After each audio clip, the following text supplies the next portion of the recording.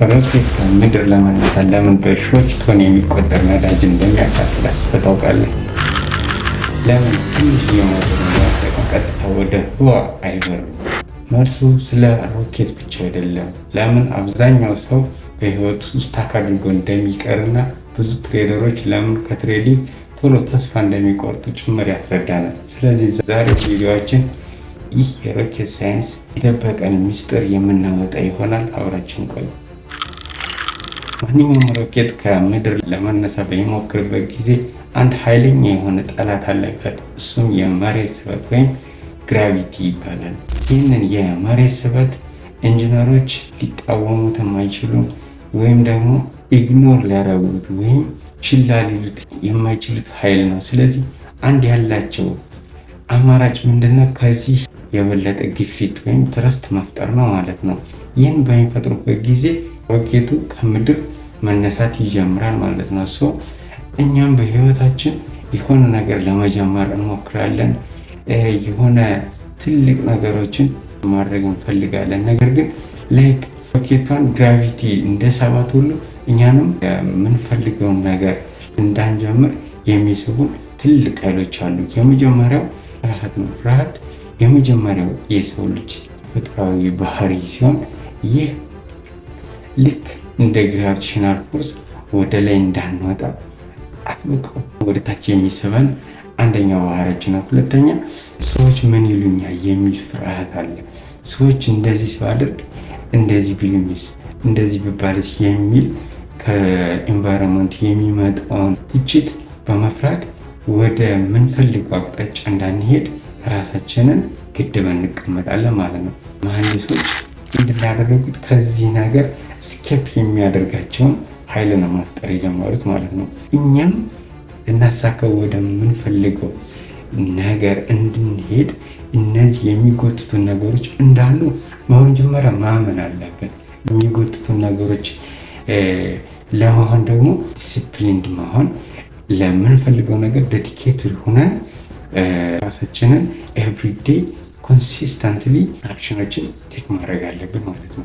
ሁለተኛው ደረጃ የአካላን ኦቨር 90% የሚሆነው በጋዞች ነው የተሞላቸው። ይህ ነገር እንዴት ይሆናል የሚል ሀሳቡ ሊያመጣብን ይችላል። ምክንያቱም አንድ ትልቅ የሆነ ፕሮጀክት፣ ትልቅ የሆነ ሮኬት 90% የሚሆነው አካሏ ነዳጅ የተሞላ ነው፣ ነዳጅ ብቻ ነው ሲባል ይህ ነገር አእምሯችን ላይ የሆነ ጥያቄ ሊፈጥርብን ይችላል። ነገር ግን እነዚህ የሮኬት ሳይንስ ኢንጂነሮች የሚያውቁት አንድ ሚስጥር አለ። ያ ማለት ሮኬቷ ለመሄድ ከባድ የሚሆነው ከመሬት ተነስታ ወደ ህዋ እስከምትደርስ ወይ ያንን ስኬፕ ቬሎሲቲ የተባለው ፖዚሽን እስከምታገኝ ድረስ ነው ማለት ነው። ያን ስኬፕ ቬሎሲቲ እስከምታገኝ ድረስ በመጀመሪያ ያለ የሌላትን ኢነርጂ ማለት ምንድነው የሚያደርጉት? በመጀመሪያ በጣም ትልቅ የሆነ ኤክስፕሎዥን ይፈጠራል ወይም ፍንዳታ ይፈጠራል። በዛን ታይም በጣም ብዙ ሺህ ቶን የሚሆን ነዳጅ ይቃጠላል ማለት ነው። በዛን ታይም ሮኬቷ ያንን ትረስት ታገኘውና ወደ ላይ መነሳት ወይም ወደ ህዋ መሄድ ትጀምራለች ማለት ነው። ይህንም ስንሄድ የሆነ ነገር ልንጀምር እናስባለን። አንድ ነገር ብናሳካ፣ እንደዚህ ቢሆንልን፣ ይህን ነገር ብናሳካው፣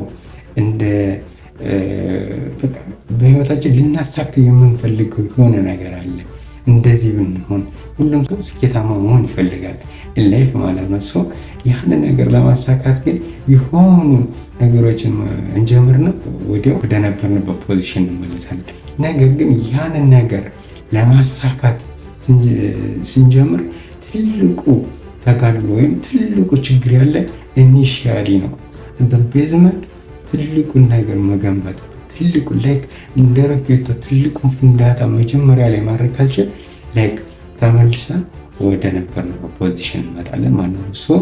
በመጀመሪያ የምንከፍለው ትልቅ መስዋዕት እንዳለ ማሰብ አለብን። የሆነ ነገር ለማሳካት ስንጀምር ትልቅ መስዋዕት እንደምንከፍል ማሰብ አለብን። እንቅልፋችንን ማጣት ሊሆን ይችላል፣ አምሽቶ መተኛት ሊሆን ይችላል፣ በፊት የነበሩ ጓደኞቻችንን መተው ሊሆን ይችላል፣ ኢቨን ከነበርንበት ኤንቫይሮንመንት ለቆ መውጣት ሊሆን ይችላል። እነዚህ እኛን ወደኋላ የሚጎትቱን ነገሮች ስለሆኑ ትልቁን ኢነርጂያችንን ያለ የሌለ ኃይላችንን አሟጠን ላይክ ስኬፕ ቬሎሲቲዋን እስከምታገኝ ድረስ ያለ የሌለ ኃይሏን ተጠቅማ ትልቅ ፍንዳታን እንደምታደርግ ሁሉ እኛም ያለ የሌለ ፖቴንሻላችንን ተጠቅመን ከነዚህ እኛን ወደኋላ ከሚጎትቱን ኃይሎች ከፍ ማለት ይኖርብናል።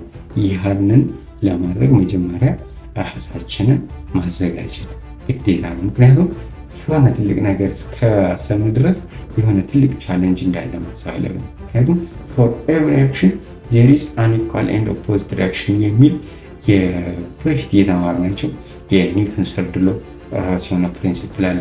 ለማንኛውም ለምንፈልገው ነገር ኦፖዚትሊ ትልቅ የሆነ ሪያክሽን እንደሚጠብቀን ራሳችንን ካሰብ ለሚመጣው ችግር አንደናገጥም።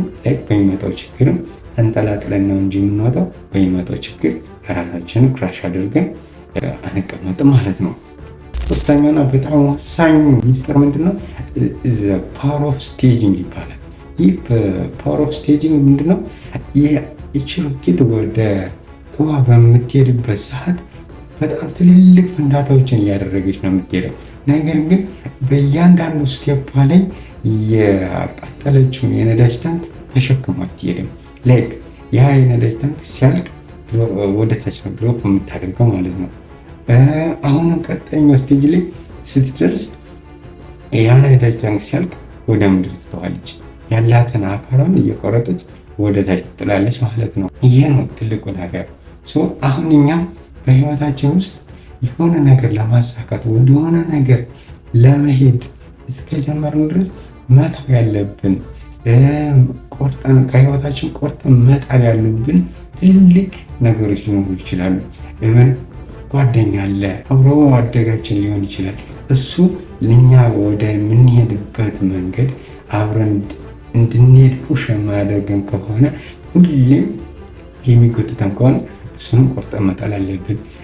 ሰዎች ምን ይሉኛል የሚል ፍርሃት ከሆነ እሱንም ቆርጠን ለመጣል መዘጋጀት አለብን። እንዲሁም ደግሞ በቃ ኤቭሪዴይ ራሳችንን ደወት የምናደርገው ራሳችንን የምንጠረጠረው በቃ ይሄን ነገር አይሳካልኝም አይሆንልኝም የሚል የሆነ ሜንታሊቲ ካለንም እሱን ነገርም ቆርጠን ለመጣል ራሳችንን ማዘጋጀት አለብን። ምክንያቱም ይቺ ሮኬት ያንን ያለቀ ነዳጅ ታንኳን ቆርጣ እስካልጣለችው ድረስ አንደኛ መድረስ ባለባት ሰዓት አትደርስም።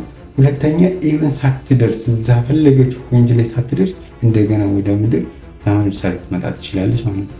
ያላት አንድ አማራጭ የተጠቀመችውን ያለፈበትን ነገር መጣል ነው ማለት ነው። ስለዚህ ብዙ ጊዜ በህይወታችን ወደፊት ለመሄድ ያው አዲስ ነገር መጨመር ላይኖርብን ይችላል።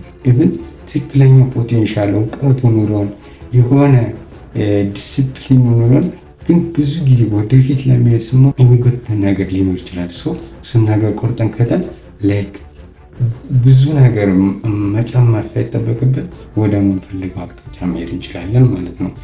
በመጨረሻም ይህች ሮኬት የምድር ስበትን ከተቋቋመች በኋላ ትልልቅ ፍንዳታዎችን ካደረገች በኋላ ተጠቀመችውን ግን አሁን ላይ የማይጠቅማትን አካሏን እስከጣለች ድረስ ከህዋ ላይ የማትደርስበት ምንም አንዳች የሆነ ምክንያት የላትም ማለት ነው።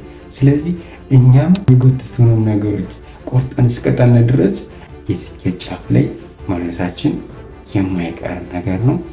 ቪዲዮ ከተመቻችሁ ቻናሉን ሰብስክራይብ አድርጉ። አመሰግናለሁ።